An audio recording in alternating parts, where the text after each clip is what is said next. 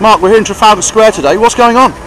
Well, we're here at the beginning of what promises to be a reasonably barking expedition to go and play cricket halfway up the Himalayas to raise money for the Lord's Taverners and for the Himalayan Trust. So yeah, a pretty mad idea, but a very good one. Hopefully they'll raise a lot of money.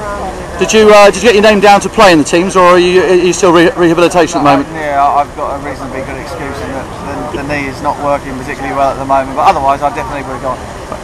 Fantastic. Looking ahead to next summer, you obviously for yourself and for the team, looking for brighter times for Surrey. Yeah, absolutely. I think it's a very exciting time to be involved.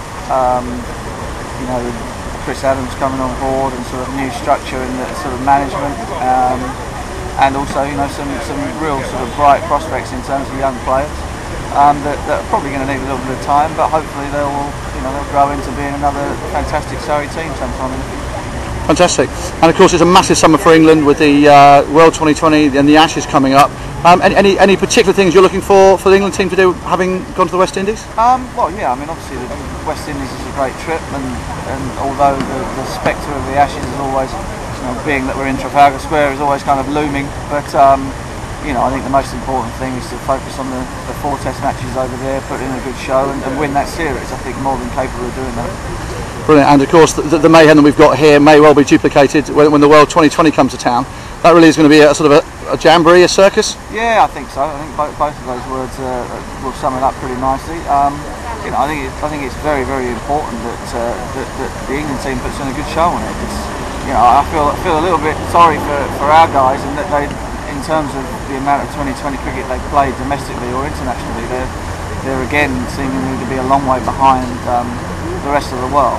And hopefully the fact that 2020 IPL window has been lengthened will give some of our guys a bit more exposure to it, and allow them to play on a similar playing field or level playing field to everybody else. Is there a case maybe though also to bring some specialists into the squad? We've seen Mascarenhas and Napier perform well with others in the Hong Kong Sixers, for example. Yeah, no, I think you're right. I think that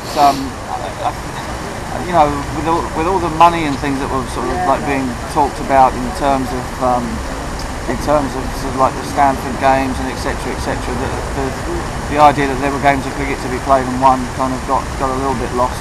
And yeah, there are guys who have played a lot of domestic 2020 cricket and have played it very, very well, who could well find themselves in with a shout of being involved in that. And I think sensibly they probably will be.